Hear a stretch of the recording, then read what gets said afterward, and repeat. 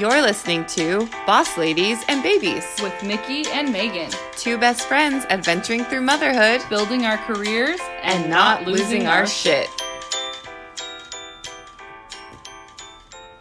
Welcome back to Boss Ladies and Babies. This is Mickey. And this is Megan. Hey. Apocalypse 2021. We survived, or are surviving. Whoever's still getting snow, hopefully you're surviving.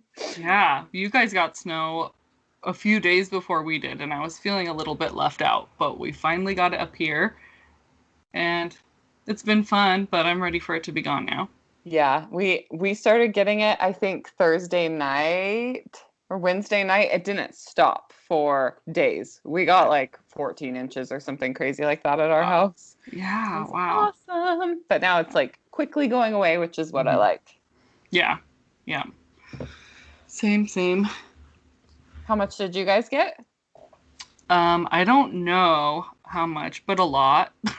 Enough to build some snowmen, get the car stuck in the driveway, pretty much be a nuisance, but it was beautiful. I actually really like when it snows because it covers up all the like junky stuff in our yard and just makes it look like a heavenly 5 acres. So I'm like, quick, take all the pictures right now of our yard before it melts, and then you can see all the weeds. Nice. That's awesome. Well, the snow kind of brings out some highs and lows. So let's just use that as a little, I love a segue to get into our highs and lows. Awesome. Okay, I'll go first. Let's see. My high is coming up on Thursday. I finally got scheduled to go get an MRI. So I'm really excited. One, because I've been watching a lot of Grey's Anatomy for the past year. So I'm like, okay, I've never gotten an MRI. I'm excited. I'm nervous. I'm going in that little tube thing. Are the doctors going to be back there behind that window, making out? Who knows what's going on in real life? But I'm really hoping I get some answers because I'm just kind of reached a plateau in my treatment. So yeah, excited about that. My low, let's see. My low would be it was really my mom's low, but my mom is having a rough week. I got a call just a couple days ago. She slipped in the ice and tore her rotator cuff. So we had to go pick her up at the emergency room. She's okay, but she might have to have surgery. She needs to go get it checked out and stuff. It was just a lot, the snow.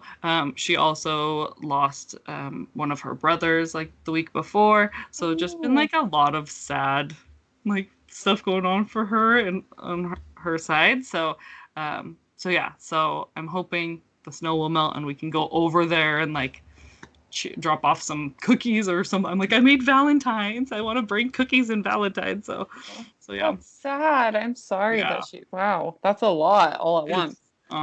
Yeah, it's been a lot for her. So yeah. So that's my lows for her, Yeah. Yeah. Well, if she's listening, I'm sending you love and positive vibes and all of that. I'm sorry you're going through all that. Oh man. Okay. Well, that feels a little weird to go. I know. But I guess I will. Oh man. So my high is, I don't know, things are just really moving right along with my business. I just did my first webinar, which was had some kinks that I was able to get worked out, and I think it went okay. After you do something like that, you're kind of second guessing everything you said or did, but I think overall it went pretty good, and I'm actually expanding with some more classes. My brokerage has kind of given me the go-ahead to teach my course, specifically to real estate agents. So I've been tweaking my course just a little bit to get it all ready for a workshop that I'll be holding for real estate agents in the area, which has been really, really exciting and pretty intimidating because those are my direct peers. Yeah, just my business is really trucking right along. It's crazy. Yeah. Everything is just happening. So that's been really exciting. My low I think I'm just losing my damn mind. Like, honestly losing my mind. I was driving the other day and I kid you not, could not figure out how to turn my blinker on.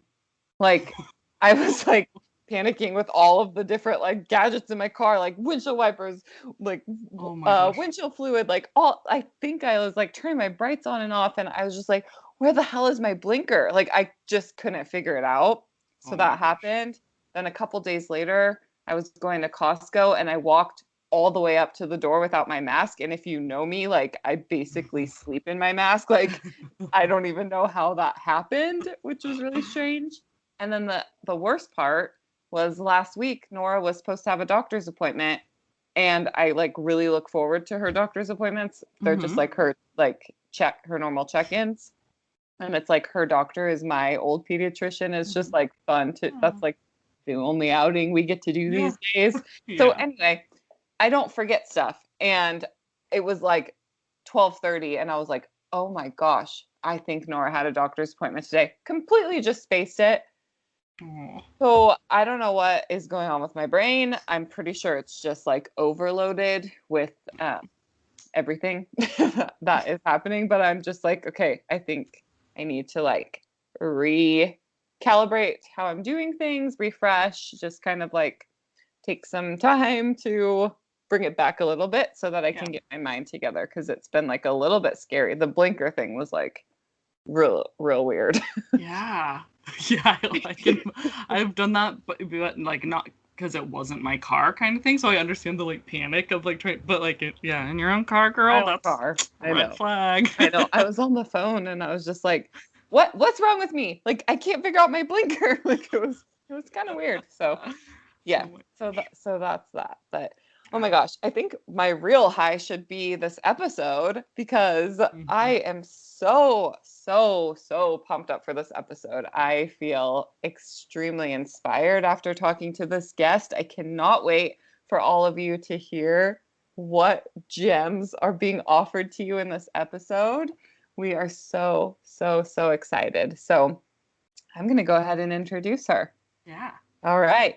Our guest for this episode is a life coach, author, and public speaker creating the genesis for a brand new brand of leadership and graceful revolution. Her unique life purpose is to use her talents as a healer and a prophet to help others tap into their intuition so they can harness their magic. Her words awaken revolutionaries, trailblazers, and powerful innovators in the quest for justice. When she's not building her public speaking business, she can be found reading trashy novels, drinking fine whiskey, playing mom to three delicious humans, and loving her punk rock scientist, James Thomas Kelly. Please, it is our honor to welcome to the show Dr. Melissa Bird, and we will bring her on right after the short break.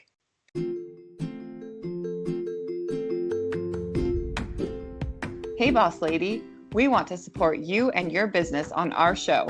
We are rolling out a new segment where we'll be highlighting boss ladies in our community by running an ad for your business. Sweet Indulgence is a custom bake shop. They do cakes, cupcakes, macarons, cookies that are as beautiful as they are delicious. The owner, Amy, loves frosting and hopes to bring smiles to as many people as she can through baking, and she does just that. Check out her amazing creations and contact her to order your own at Sweet Indulgence PNW, or you can find her goodies at Joe's Fine Coffee on Mount Baker Highway in Whatcom County. Again, that's at Sweet Indulgence PNW. If you're interested in us promoting you on our show, send us an email and let's get bossy.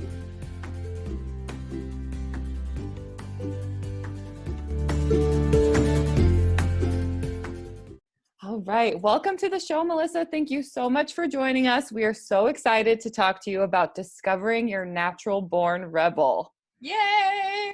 Thanks for having me. I'm excited. So before we dive into that, why don't you go ahead and tell our listeners about yourself, who you are, what you do, what makes you a boss lady. Tell us everything. All right. I am Dr. Melissa Bird, and I am a coach and a public speaker. And I have a couple of different companies because why not? My main company is called Natural Born Rebel. And that is where I do a majority of my work. I coach women to help them find their voice to make a difference in their lives and their communities by harnessing their inner rebel to make good in the world. And I live in Corvallis, Oregon. I have 3 amazing little children. They're not little. They're 18, 13, and 10. Yay, teenagers. Woo! And I have an amazing husband who has 3 first names, James Thomas Kelly. He Cool. is a veteran, and I'm really excited to say that he is finishing his bachelor's degree in marine biology and chemistry. And he and I are actually starting a farm and retreat center called the Mermaid's Garden here in the Willamette Valley. And we are going to be doing an aquaculture farm with antibiotic-free, mercury-free fish, and then retreats for people to reconnect to themselves and to the land. So. Oh my gosh, what's the ETA for that? Do we have a date yet? Because I'm like, sign me up. Listen, sooner rather than later, we hope. We're looking for land and investors and doing all the things. And so it's a really big deal. We also have a standard poodle named Dakota. She's my baby. She just looked up at me like, hi, Mom. And then we have a French bulldog named Potato and a 3-legged cat named Mrs. Dinkles. Oh my gosh, you guys have a lot going on. That sounds awesome. We do. Well, we're really, really excited to talk to you about all of the things that you're doing. You are just such an inspiration from what I know and have seen about you just through social media and our connections. So let's get into it. And if you could start us off by telling our listeners what it actually means to be a natural born rebel. Absolutely. I'm so excited you asked me this because I work with a lot of people who they're like, but I'm not a rebel. And I'm like, well, do you own your own business? Yeah. Did you graduate from high school? Barely. Okay. Have you been married more than once? Totally. Were you quiet in high school? Were you loud in high school? Were you like me, the girl on the corner smoking cigarettes? And my mother, I grew up in a really small town, and my mother would drive by and scream at me out the minivan, Melissa, put that out! Right? Like, so I was obviously rebelling, but I think for so many people, they just think they're living their daily lives, and actually they're harnessing the power of their inner rebel. And for any of us that go against the grain, that speak out about things that traditionally the people around us would not speak out about, like, that is our inner rebellion. I have a really dear friend that I do Facebook Lives with once a month. Her name is Amy. And Amy was like, I'm not a rebel. Like, she's like conservative, Christian, straight-laced, job, family, house, all the things. And all of a sudden she's like, a year into our friendship and us doing these Facebook Lives, we talk about really complicated stuff that normally people fight about when we have these beautiful and amazing, gorgeous conversations. And Amy's like coming out as a pro-life feminist, and she's like, oh my gosh, I'm a rebel too. And I'm like, that's my girl. Like, I love you. And so I think for so many of us as moms and business owners, we think that we are mainstream, and we are not. No matter what our political affiliation is, no matter what our background is, if we are boss babes, that we're not mainstream, and we are rebellious. I love that so much. I have been a rule follower my whole life, but at the same time, I preach and teach women how to actually stand up and be different and show the world who they are. And so I, never really thought about that as rebelling, but it's like against the rules of what you should be for business, like so professional and never be vulnerable. But I encourage people to rebel against that. So yeah, I think it's really important to remember too that rebellion, we've been trained to believe that rebellion is short skirt, sex, drugs, and rock and roll, and short skirts, and being a troublemaker. And that's not what rebellion is. Really listening to the pounding of your own heart and following your divine assignment in the world to make a difference and to really do something that you are called to do. The ultimate rebellion is to listen to the pounding of your heart and recognize it as your calling and not something to be avoided. And I think that that's really important for people to remember.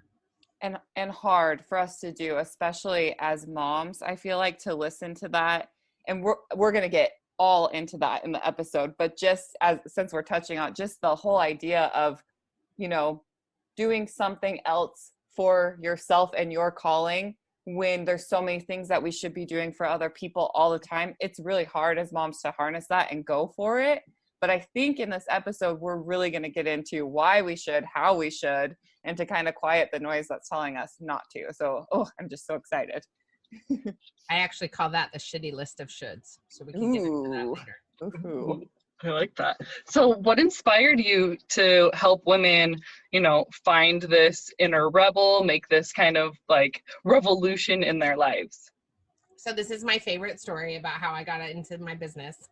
So back in 2017, I was on a coaching retreat in Scotland, in a castle, in a forest, in the middle of Scotland. It was epic, y'all. Epic. This is where I came up with the vision for the Mermaid's Garden. Like it was life-changing. And when I was there, I met a woman named Susie, and she's this lovely human, and I really adore her. And she was in the room next to mine. And so we shared a hallway basically.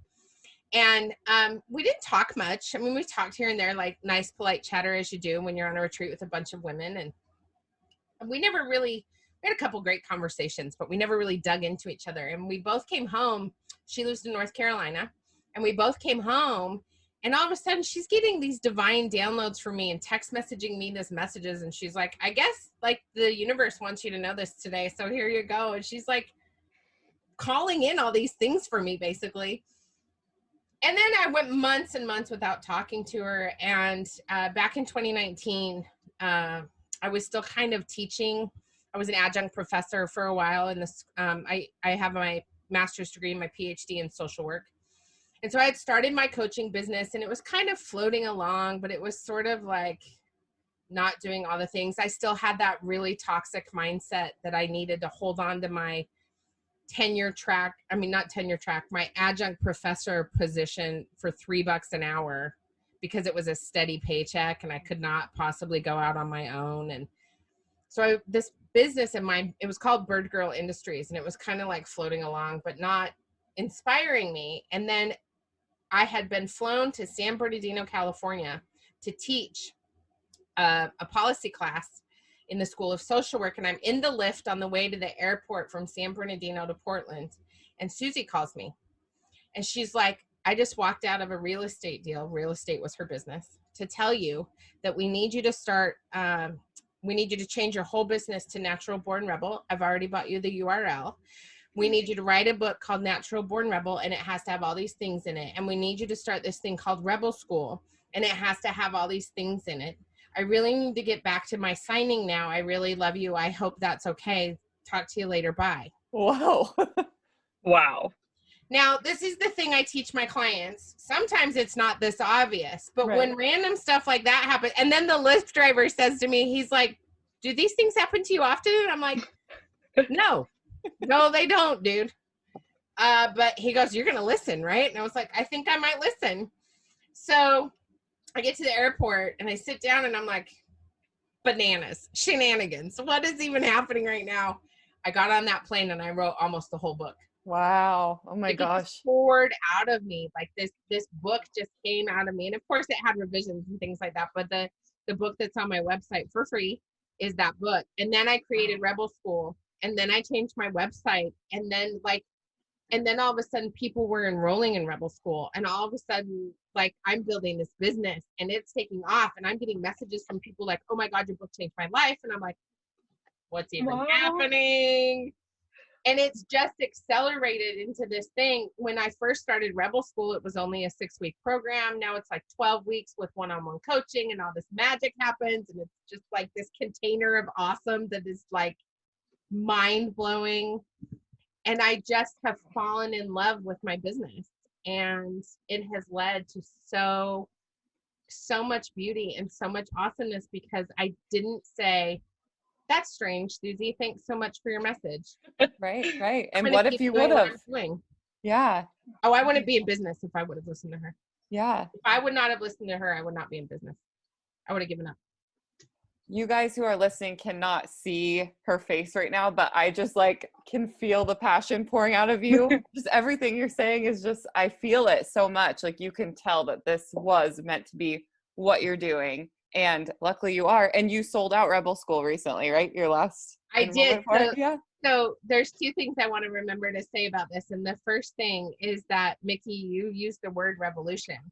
And I have another vision that I was actually given years and years ago called the Graceful Revolution. And I just finished chapter number 5 of that book. So I'm thrilled to be on to chapter number 6, which is great because there's only 9 chapters, which means it's almost done. Yay. So, so there's something about the Graceful Revolution as well that I think it's really high time for us to embrace the idea of our own personal revolutions and what we're doing in the world and what we're saying. And I think that that's really, really important and powerful and awesome. So I really wanted to say that before I moved on.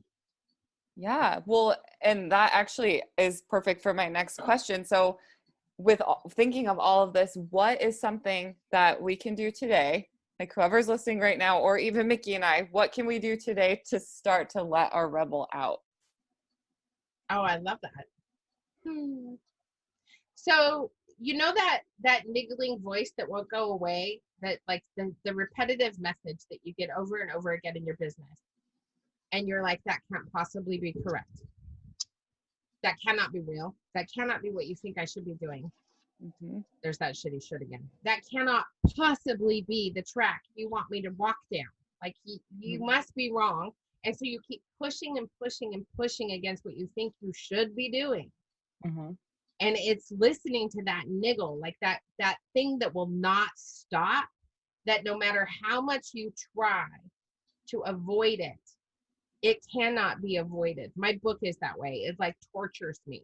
The Mermaid's Garden was the same way. You know, I'm laying on the forest floor in Scotland and all of a sudden I have this vision for a retreat center and an aquaculture farm. I don't even know what aquaculture is.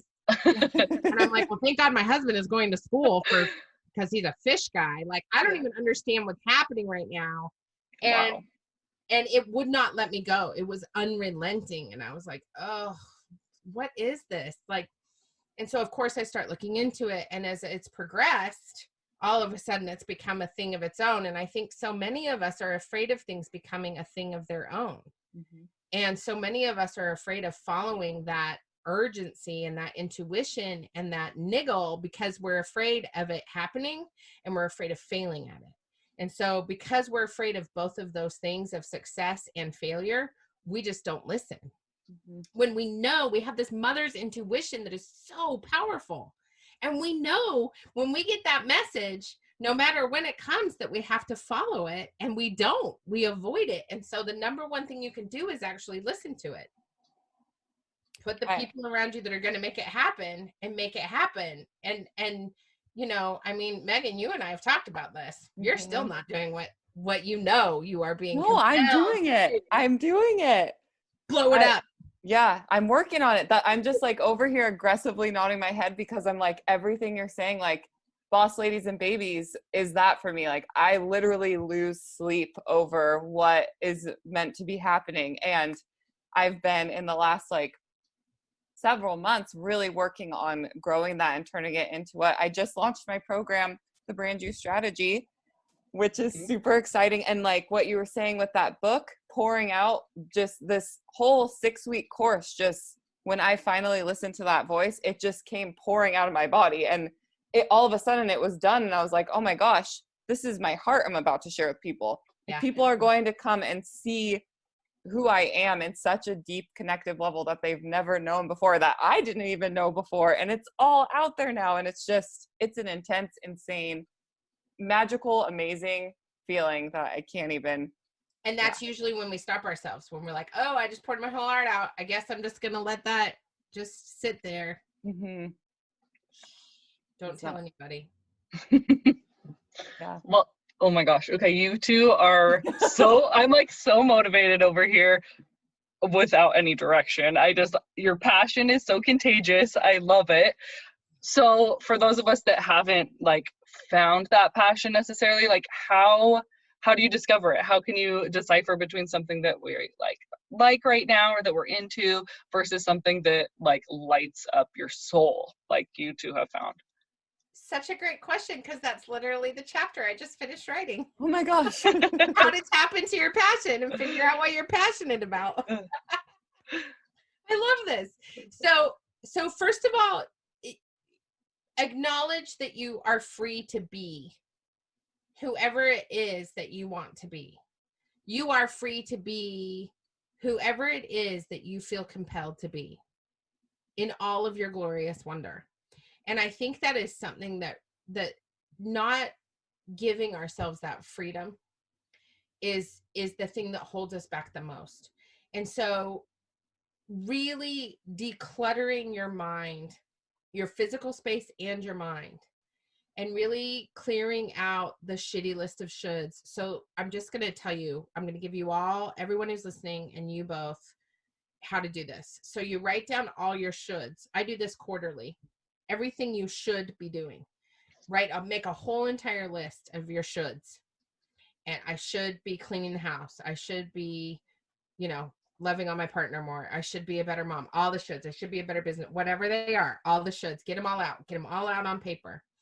And then rip it up into teensy weensy inter little pieces and flush it down the toilet, because that's where shit goes. I love that. All your shoulds go down the toilet. That's why it has to be inter pieces. Sometimes you have to do a double flush because you've got so many shoulds going on. But literally get rid of your shoulds 100%. Get all of the shoulds away, and then take inspired intentional action towards something you've been avoiding.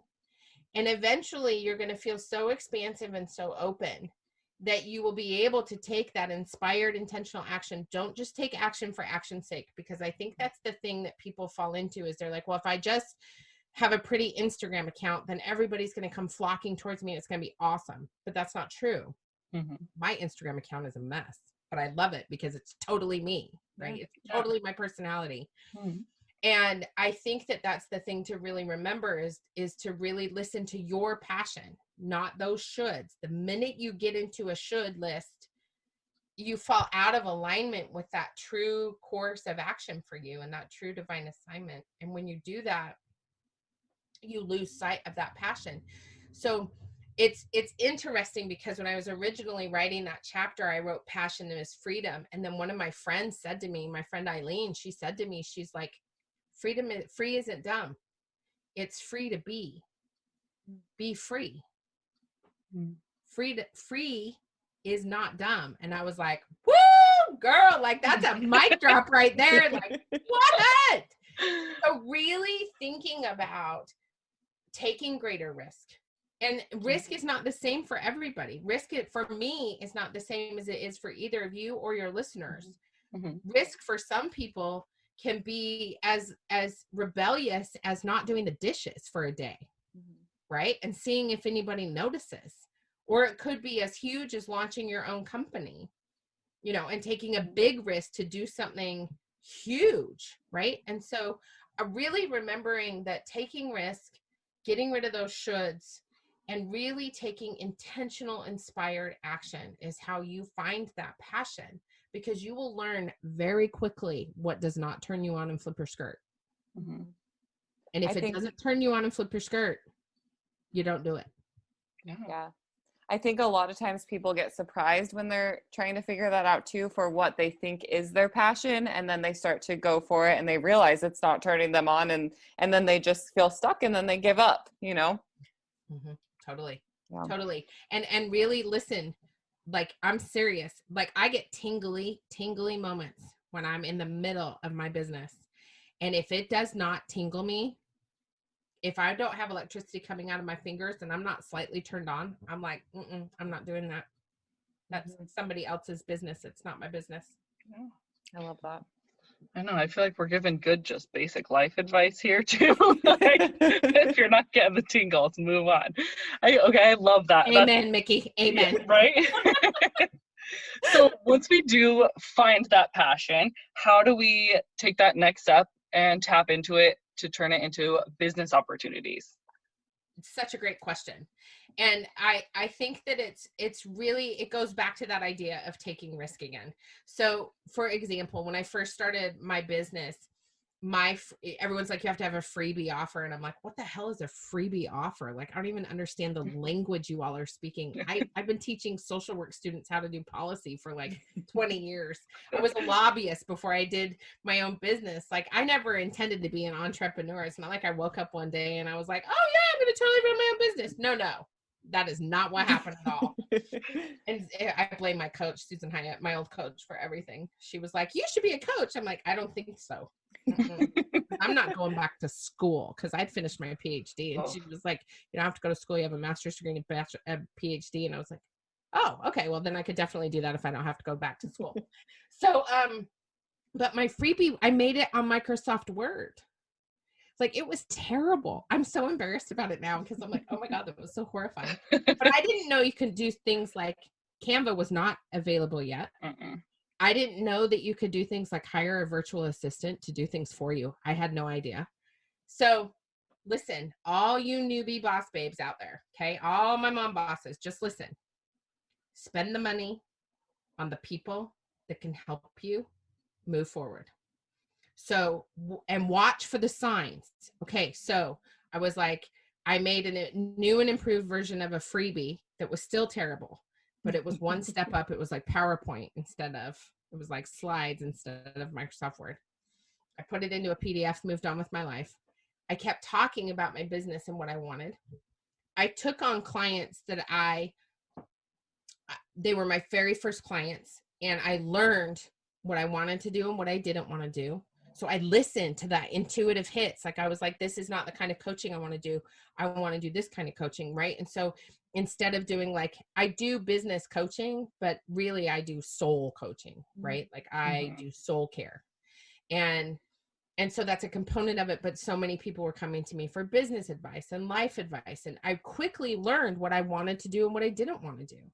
And I only followed what I wanted to do. And then I thought, okay, I need a virtual assistant to help me make my website better and do a better freebie, because I don't know what I'm doing.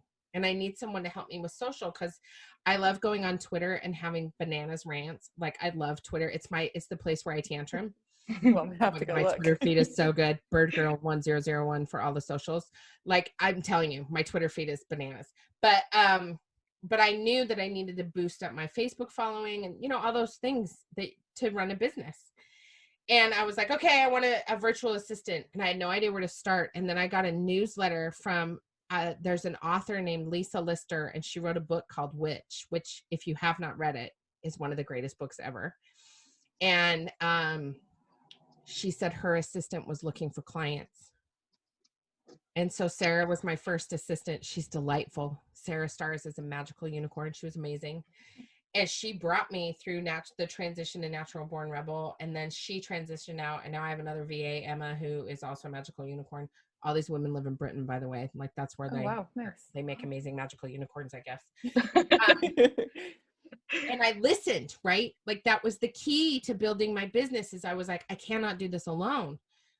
I joined the Mob Nation, the Mob Nation Alliance, because I knew I needed to meet as many people as possible to get my message out into the world.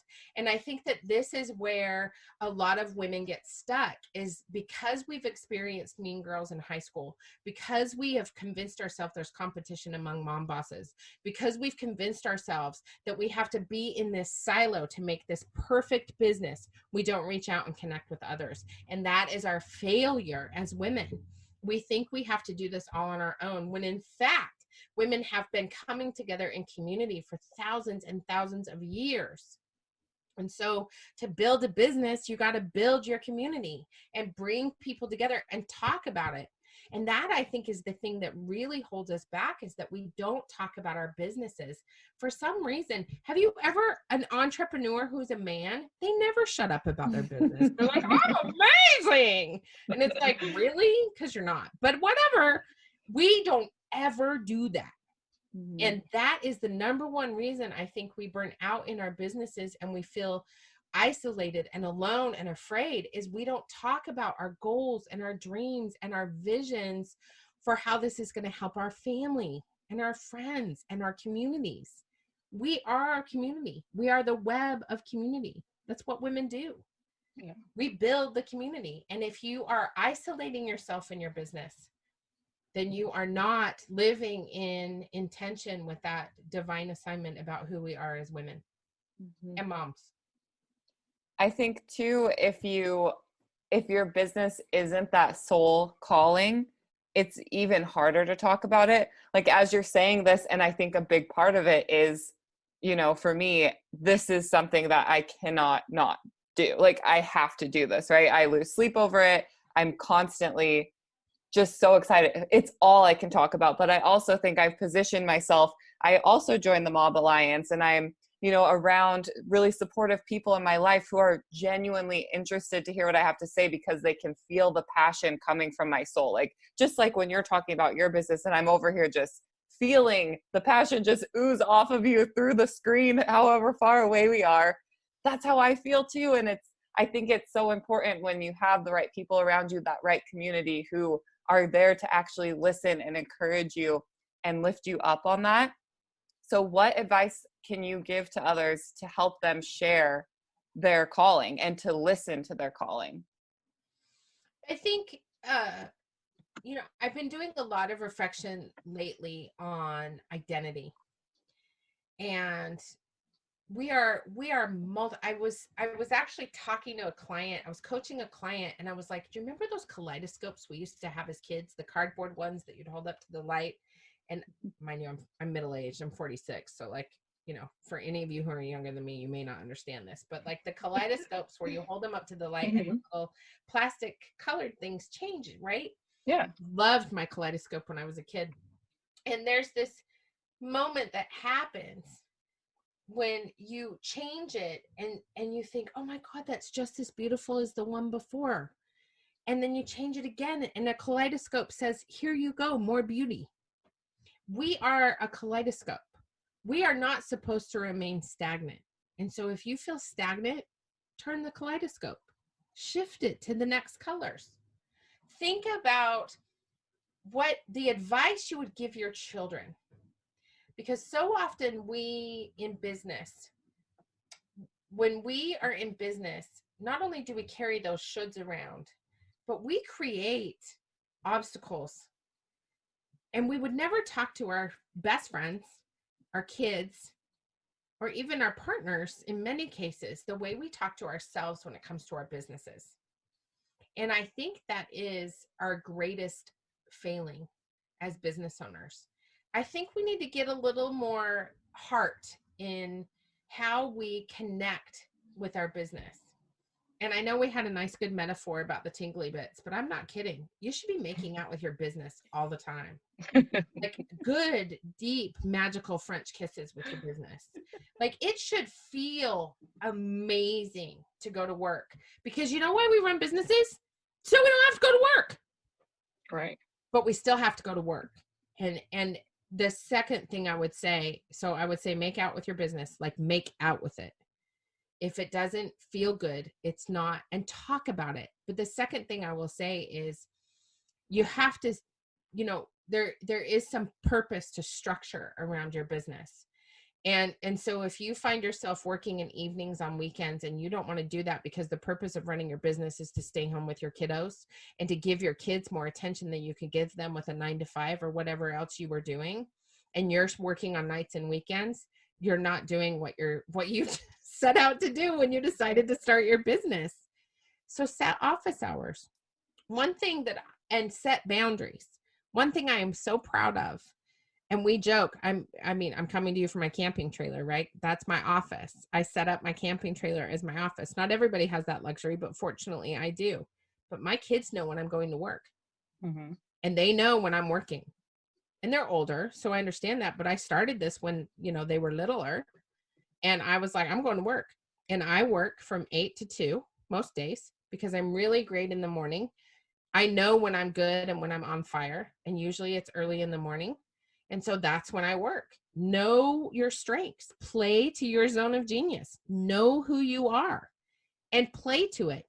And then you'll find that you've got all this free time in the evenings and on the weekends because you've structured yourself and set boundaries for yourself.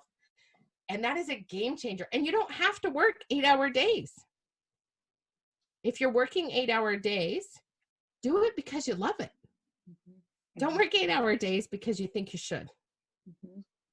And I think when you set those boundaries, the shoulds get a lot less intense because you've given yourself that permission that I am going and putting everything that I can into my business from 8 to 2. And so from 2 to whenever, I can do all the other things in my life that I want to do. That's like, that was life changing for me. And that's a huge thing that I like to teach in my program as well, because the boundaries, like you don't have to have a rigid time block blocking out every single hour of your day. You just need to figure out exactly what you said, your zone of genius, where you work the best, and then make everybody else in your life know that's what you're doing at that time. Like for me, morning time, same thing. I started waking up at 5:30 in the morning so that I could have the time for this huge commitment that I need to be doing, like the front load of work to get everything off the ground.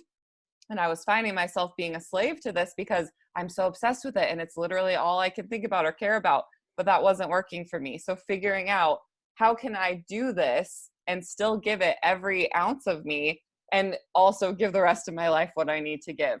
And when you have this soul calling, it's really, really hard to find that balance. But once you do, it's completely possible. And I think it's amazing. It really is. And I think that the thing that, if there's anything that I've learned in the last 12 months, and as of this recording, we're going into a full year of living through a pandemic. So for those of you future listening, it's been a year. This releasing of heavy burdens and recognizing truly that there is no such thing as control, I think is so important. And having grace for the multiplicities of your identity. We are not all just one thing. We are many things to many people, and we do not have control. And it's okay to float through uncertainty and express all of the feelings around uncertainty. It's okay to be excited and scared and happy and sad at the same time. Like, it's okay. Uncertainty is just a part of living. And the sooner we allow ourselves the grace for uncertainty and kind of put our hands up and go, okay, what you got for me? What's next? Mm-hmm. And look at it as an adventure instead of things that we have to do. And we really let our identities intersect instead of pushing them into silos. It's beautiful what happens. It's just so lovely what happens. Mm-hmm. Yeah. So the three of us are mothers. A lot of our listeners are also mothers that have businesses. What can let's talk a little bit about using we have women's intuition, we definitely have mother's intuition. How can we use that and actually put it to work for us? Intuition's so good. I teach a lot of this in Rebel School because I think that it's so important to really hone in on the difference between your intuition, which happens, through your third eye and through your connection to the divine, and then your mother's intuition, that gut instinct that's like something is wrong or something is awesome. But like that intuition, your gut instinct that happens in that space right below your heart. And I think that bringing those two together is a really powerful force. Like the idea of confidence and self-esteem connecting with the divine in a way that helps you really say what your soul needs to say. And I think for us as moms, oftentimes we have some weird mom guilt about doing the things that light us on fire, right? Mm-hmm. And I think for so many of us, we forget to listen to that flame of intention and why we are doing this. And I actually had this early on when I was getting my PhD. I called a friend of mine. I was just sobbing, and I was like, I'm taking all this time away from my kids. I went from being a full-time stay-at-home mom to commuting from Anaheim to Los Angeles to go to USC to get my PhD. And I mean, I've left years of my life on the 5 freeway, like years of my life are on the 5 between, that 20-mile stretch that takes 3.5 hours. And oh God, it was awful. But, I would come home and Sean at the time was only 2. And he would be like, Mama, I hate USC. It takes you away all day. Aww. And I hate it. I hate USC. And I called my friend and I was just bawling. I was like, I'm screwing up my life. I'm screwing up my kids. I'm screwing everything up. Right. And she said to me, I watched my mom get a PhD. And it's the greatest thing I ever bore witness to. Aww. Because I learned so much about what it takes to accomplish something like that. And she said, don't forget, less than 1% of the world's population can call itself doctor. And in 4 or 5 years, you're going to be able to call yourself doctor. And I was like, oh.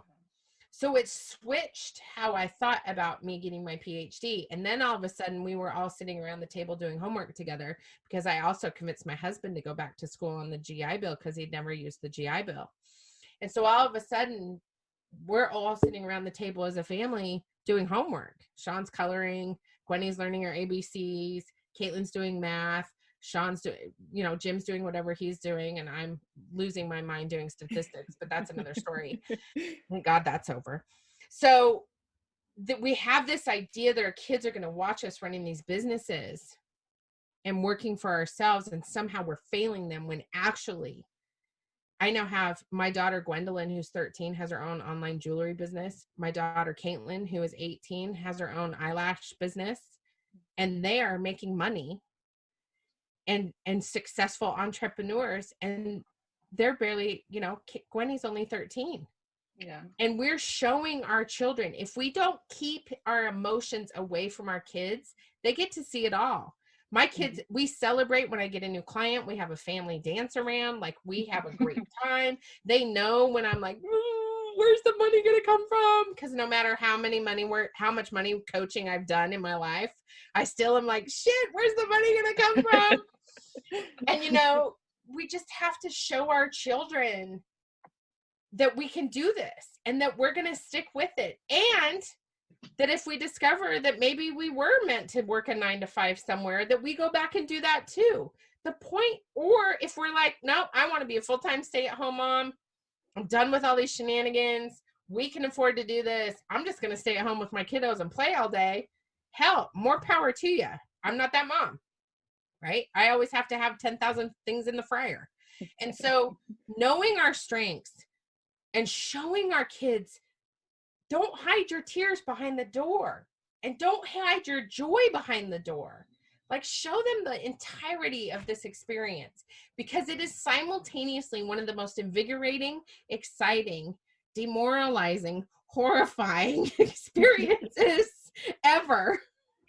It's the greatest and the worst thing all at the same time. And you just never know what you are going to get. Every day is different. It's lovely. Mm-hmm. Yeah, you never get bored, and you're definitely always guessing. I struggle a lot with that, even though I'm home. So I'm home full time with my 2.5-year-old, and I do most of my work in the mornings when she's napping and after she goes to bed. Yep. But she hears me talk about it so much, and she sees me, when her dad gets home, I'll go upstairs certain days a week and have my office hours.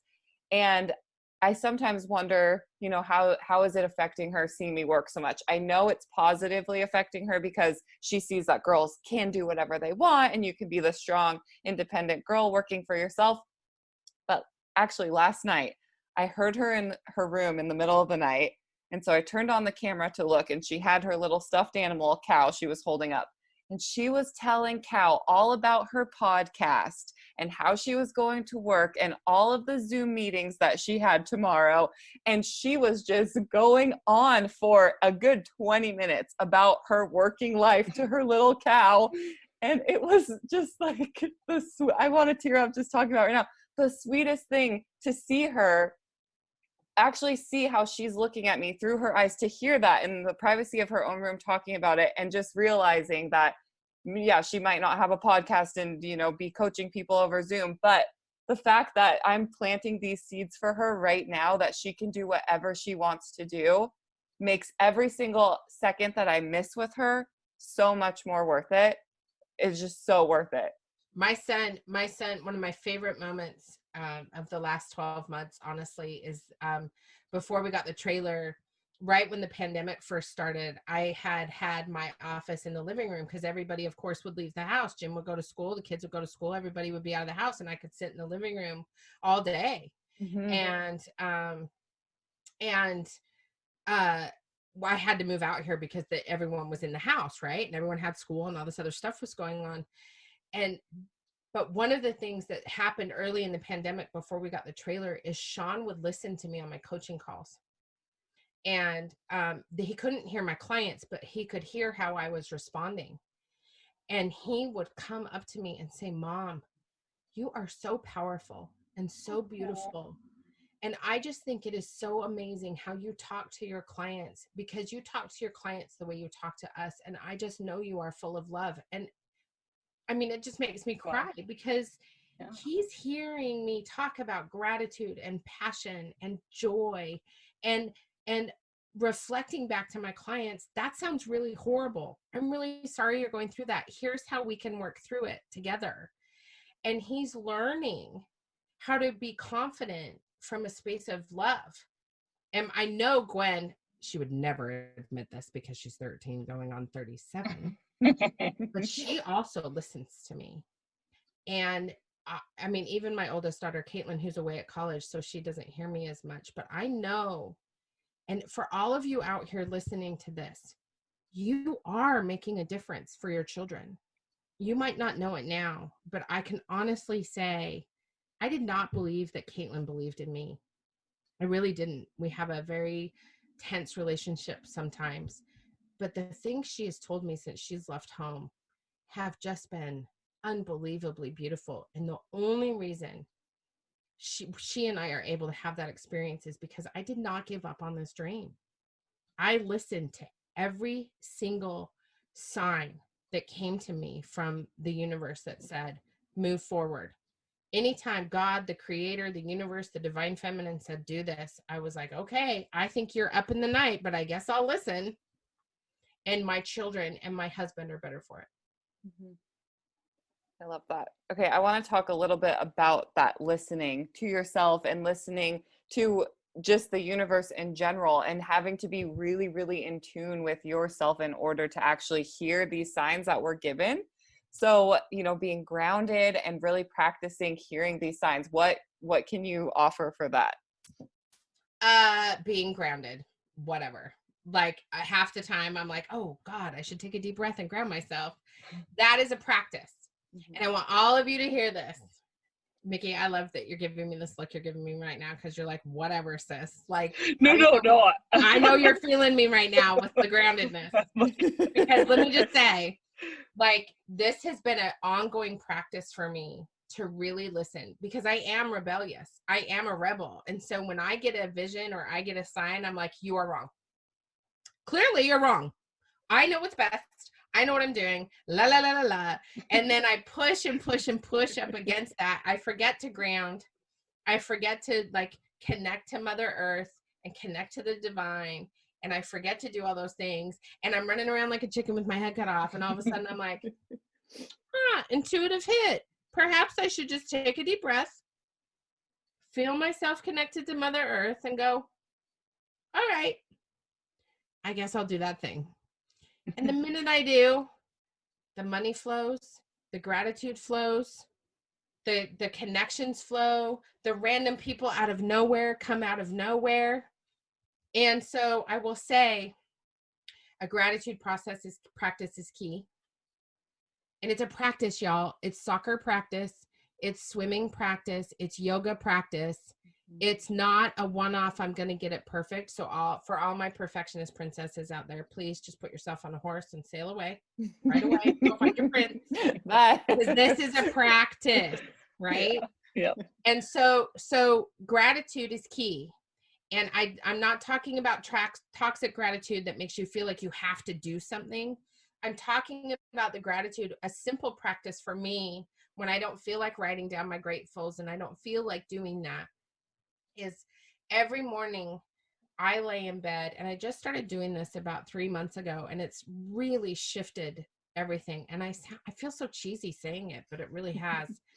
Right when I come back into my body and I wake up in the morning, and mind you, I'm in menopause, so I'm waking up like 10 times in the middle of the night. But let me just say, with no hot flashes happening, I wake up and I immediately think of 10 things I'm grateful for right off the bat.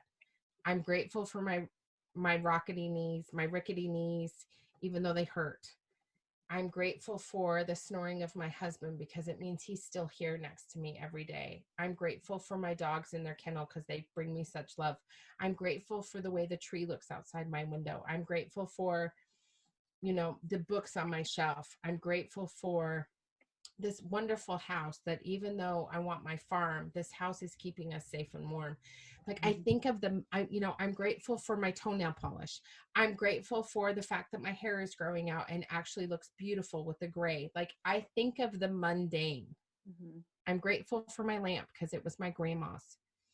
And I think I list 10 things right when I come into my body that I'm grateful for. And that sets me up for the rest of the day, no matter how irritating the people I live with in the house are. I know that I'm grateful for the fact that even though I cannot stand that they are still not getting the dishes right, I have dishes. Yeah.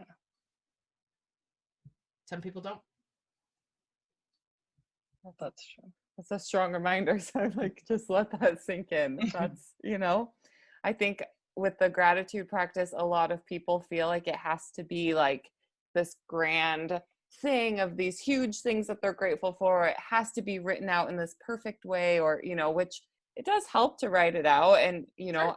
I've, You. yeah, exactly. But if you can't, like, you don't need to, just like anything in your business and in your life, if you can't do something exactly how you've set out to do it, you shouldn't beat yourself up. And I think the more you practice gratitude, the less likely you are to beat yourself up because, yeah, you did that not exactly perfect, but look at all these other things that are so great in your life. Gratitude always gives you more opportunity to be grateful.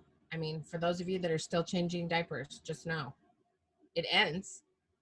And hey, at least you have a little kid you get to change diapers for. Like, it's pretty amazing. Yeah. I don't And miss then that phase at all, by the way. I was just gonna say, and then you kind of miss it. Like my daughter she only has one diaper a day now, and I'm like, I mean, I don't love changing the diapers, but now that it's just once a day, I'm like, she's so big now. Yeah. Milestones. Gosh.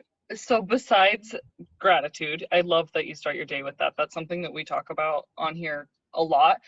Are there any other like daily practices that you do to kind of stay connected to your inner rebel, staying grounded? I just check back in with myself. I'm like, does this feel good? Does this feel like love? Does this feel like joy? Am I having a good time right now? What do you want to do different right now at this moment? If you could do anything, what would you do different? And I ask myself that repeatedly throughout the day, right? Like I have an idea of what my day is going to look like, but I had 3 people cancel on me today because of the weather. And I was like, sweet, I'm going to work on my book. I'm going to do my collage in my journal that I've been wanting to do. I'm going to go back inside and high five everyone in the house and say hello and tell them I love them, even though they irritate me. Like, I'm going to go get my dog and bring her out to the trailer with me. I'm going to run an errand really quick because I have time. Like I also have learned how to check in with myself and be like, what's going to feel good right now? And boy, if that's not an act of rebellion, I don't know what is. Women the world over checking in with themselves saying, what would feel like love right now? I mean, that's a graceful revolution in and of itself. Mm-hmm. And I think it also helps us with our kids and our partners when we do that, because we won't be so stressed out. Yeah. I was working with a client today and they were talking about clutter and uncertainty, and there's never enough time. And I love giving this assignment to my clients where I'm like, make a tick mark every time you say, a tally mark every time you say I don't have enough time. I had one client who ended up with like 476 tally marks, and she was like, how many hours is that? And I was like, I think you'd have more time if you stopped saying you didn't have any. Right? Like, pay attention to what you're saying. The ultimate act of rebellion is coming back to yourself and saying, what do you want to do right now? Oh, I had a free hour open up on my calendar. What do I want to do right now? And then do it. I took my dogs for a walk today with my kid. Like, I was not expecting the day that I had today, because I was booked today, even though it was a holiday. I was booked. I wasn't expecting this day, but man, I got a rainbow for an hour the whole time we were on a walk. Like, nice. Y'all, listen, ask yourself, what's going to feel good right now? What do I want to do right now? I didn't have a walk scheduled in my day. I just decided to take a walk. Like, yeah. Listen, you don't have to have this rigid schedule. It's okay. Let it go. I think a lot of us get thrown off when things don't go. Even if we're not like schedulely planning people, we still have an idea in our head of how each day is going to look, each week is going to look. And when things kind of go off track, it's really easy for us to just completely give up on the entire day. Oh, I'll start tomorrow, or oh, I'll start Monday, you know, and we need to just be in tune with what we're feeling so we can just pick back up where we left off later that day, or, you know. Well, and I don't want your listeners to be confused, because I was like, set some office hours and then do whatever the hell you want. Like I really want to be clear that even within my work day, if I have an hour free up, I'll go for a walk for sure, because that helps set me up for whatever's coming next in my work, right? I don't pile on more work. I don't go, oh, you know, I listen to myself and my intuition and what it tells me to do next. And I think that in the confines of me being at work, that's what works for me. And so I don't want anyone to get confused here and think I'm like saying two different things, because really listen to what you're hearing. Well, I think when you listen to yourself enough and often, you kind of start to get like a revolving door of things that you do. So it's like, even though it's not scheduled, like somewhere deep within you, it's like, okay, I know if I have an hour open up during my office hours, these are some of the things that I know I will be feeling in that moment, because you listen to yourself and know yourself well enough. So it's kind of like a backup schedule of what you love doing. Yeah. Oh my gosh. I have to say, like, I'm just soaking all of this in. There's so much energy. I love everything that we've been talking about. I have to say, I am excited about the idea of stopping and checking in with myself during the day and like asking, how am I feeling, kind of thing. But I'm also a little bit terrified, because as you're talking, I'm like thinking, okay, I stay home with my kids, and I run a small business from home, but I'm like, if I stop and like really think about, like, is what I'm doing feeling like the right thing? Like that can be really scary, life-changing kind of check-ins. It is a scary life-changing check-in. Well, you came up with a tongue. So, yeah. And it's really important. Yeah. Because I think we're trained by society, and we're trained by these internal voices in our brains that we're not allowed to do those check-ins.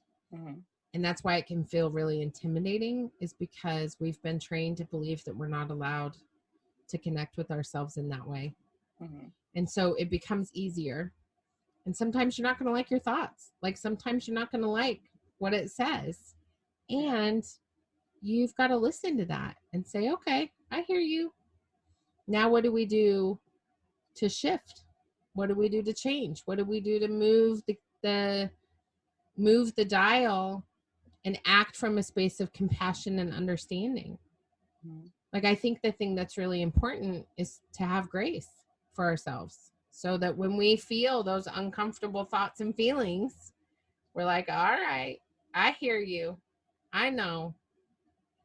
Yeah. Okay. I feel like this is such a rebellious thing to do also, because I think especially as women and moms, we aren't like conditioned to expect our daily tasks to be enjoyable in any way, like, which sounds really sad to say, but like women's work, we don't do it because we feel good about it. That's just like stereotypical, like that's just what we have to do kind of thing. So to break out of that mold and like get your mind out of that and be like, no, I have the control over my life and my day, and I can be doing things that bring me joy instead of just kind of living by these rigid kind of boundaries that I feel like society kind of puts on us, maybe, or just like old traditions. I don't know, but I think that's really a rebellious way to look at it. It shouldn't be. I mean, we should all have grown up and realized, do what makes you happy. You don't have to be, I mean, I'm not saying I'm miserable every day, but like, sitting around doing chores all day is not that fun. That's not sparking joy. Right? Like it's It really, is really complicated. And I think that, do what makes you happy is also complicated. Mm-hmm. And the biggest risk in life is not risking. Like it's not taking a chance on doing something. And, I cannot say how many clients I work with that are like, can we talk about housework? And I'm like, sure. Like, how much work are your kids doing? And they're like, none. And I'm like, well, let's start there, shall we? I actually had a client today whose mother never allowed her to do housework, so she doesn't know how. Wow. And she's, a mom of two, and she doesn't know how. And I'm like, yeah, I feel that. My mom, I had to do chores every Saturday, right? And so my kids have to do chores every Saturday. And lately they've been not having it. And I'm like, oh no, I'm not having it. Because the way you learn how to clean a toilet is to clean it now. And, and so the other thing I have to say to all the moms is, where can you let go of the control? Because you brought up a couple of key words here, Mickey. One is control and one is rigid. And we have no control. Like we literally have no control. What we can do is we can learn to look at each day as a moment in time. And we don't have to be rigid about that moment in time. It's okay. It's okay for the house to be a slight disaster. We don't need to look like we're on TV with this perfect house. And the minute we let that go, there's like so much grace in that opportunity. And do my kids do the dishes perfectly? No, but guess who doesn't do the dishes anymore? Nice. Yeah. My kids do the dishes, and they've been doing them for a really, really long time. And I always thought my mom was super mean because she made us do, like, I had a sister and we had to do the dishes every other day. And I was like, there was like an M and a C on the calendar, Melissa Camille, every other day. And like we had an assigned day, and I thought she was just horrible. But now you know what I know? I know how to do the dishes, and my kids know how to do the dishes, and that's amazing. And they know how to vacuum, and they know how to dust, and they don't like it. But I know that someday maybe they'll be on a podcast talking about their own lives, and they'll be like, my mom made me do this and it was horrible, but I really appreciate it. Yeah. And so I think that some of this is just giving ourselves, especially right now, like, come on. I love a perfect living room. There is nothing, listen, I'm a Libra. Like if it's not beautiful, I'm not having it. Plus I have these altars all over my house. I've always had altars everywhere. And so like, I'm like, don't mess with the altar. It's perfectly placed. Like don't mess. And my husband decided to grow microgreens in the living room and like put in all these like pads for a gym. And I was like, what are you doing to my perfect living room? He's like, it's a pandemic. No one's coming over. And I'm like, yeah, no one's coming over. Okay. And he's like, don't worry, it'll go back to normal when we're back to normal. But right now there's no normal. And I'm like, well, we're not going back to normal. And so anyway, it just ends up in this big thing. But the point is, give it up. So much more freedom happens. Not freedom, free to be. You're free when you give it up. Yeah. That's a big thing I have a hard time with that. And the further I get into like really listening to this voice that is my business, the easier it's becoming to give up some of that stuff. I mean, it still kind of like creeps back in, but if anything 2020 has taught me, it's that I have literally no control over anything. So hands up, like I surrender. And it's meant to keep women in their place. It is meant to keep us from doing the things that we are here to do. I was reading this book and it was saying something along the lines of when you move forward and do what you really want to be doing, it is selfish and somebody else is going to feel like they're taking the hit of the sacrifice, right? And so just realizing that it's okay to be a little bit selfish and do what you want to do, and the person who feels like they're taking that hit of the sacrifice is going to be okay and they'll be able to move forward and be just fine.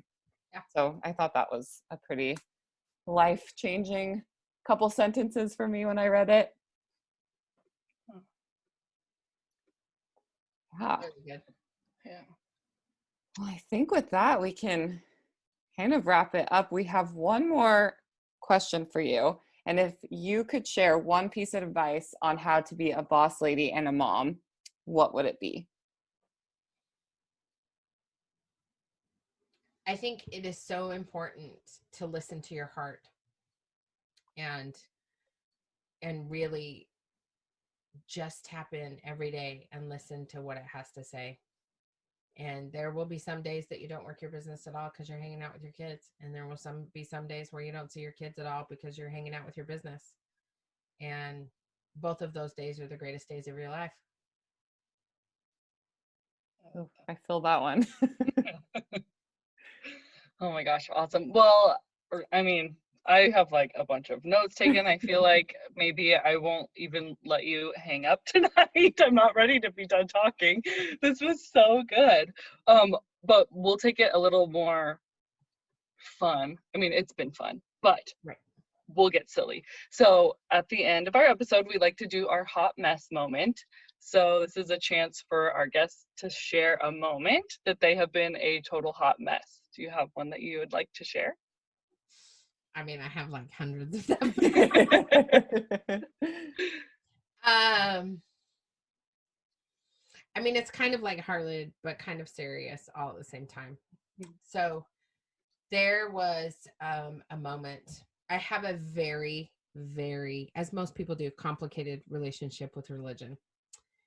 And I grew up in a very complicated in Utah, not the predominant religion is the Mormon religion, and I did not grow up LDS. And so my hot mess moment actually involves my oldest daughter. And she was like, I want to go to church. And I was like, oh, hell no. And she was like, no, really, I think we need to go to church. And I was like, no. She's like, no, really, I think we do. And so I called a friend of mine who's a deacon for the Episcopal Church down in Southern California. And I was like, dude, you got to find us a church because I need a feminist, like queer affirming church. Like I need a church that speaks to me. Mm-hmm. And it's got to be like Baptist Catholic enough for my husband to want to go because he grew up Baptist and Catholic. And so I'm like, so we're going to need like some ritual and some guilt, some things. And I didn't even know what I was asking Mark for. And I was a disaster. I was like, I cannot believe you're even insisting on this, Caitlin. She's like, we have to go. And so Mark called me and he's like, good news. You have one really close to your house. And he's like, this Sunday's Easter. You should totally go. And I was like, oh, hell no. I'm not going on a high holiday. You must have lost your mind. Like, I was like, no. So we didn't go. And then about 3 months later, Katie's like, no, Mom, I'm really serious. I want to go to church. And I was like, okay, well, I guess we'll try this Episcopal church. Mm-hmm. We walk in the church and I walk into the sanctuary and I just start bawling. Aww. And for 3 months, every Sunday, I would sob. And I wasn't quiet sobbing, y'all. I'm not a quiet crier. I would sit in that pew and bawl and bawl and bawl. And I was like, oh my God, what is happening to me? So the hot mess moment is not me sobbing outwardly in church and the priest saying, are you okay afterwards? No, that's not the hot mess moment.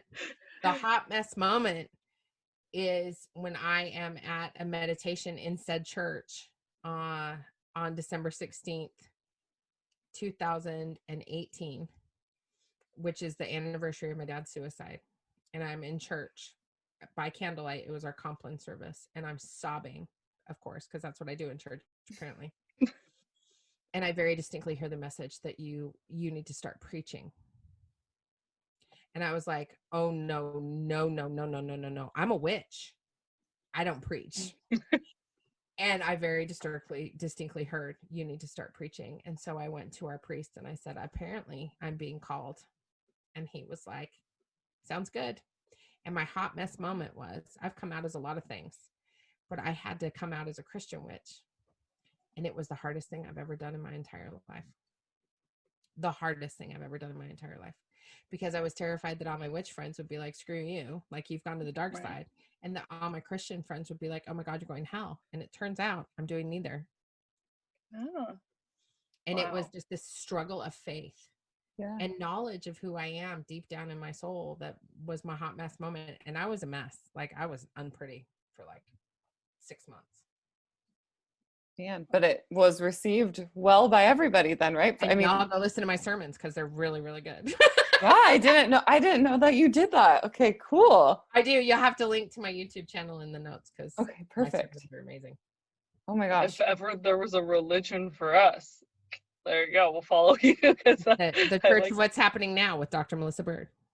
That is epic. Epic is like the best word I can think of for that. That's amazing. Yeah. Oh, wow. What a good hot mess. I laughed. I cried. I'm so proud. That's awesome.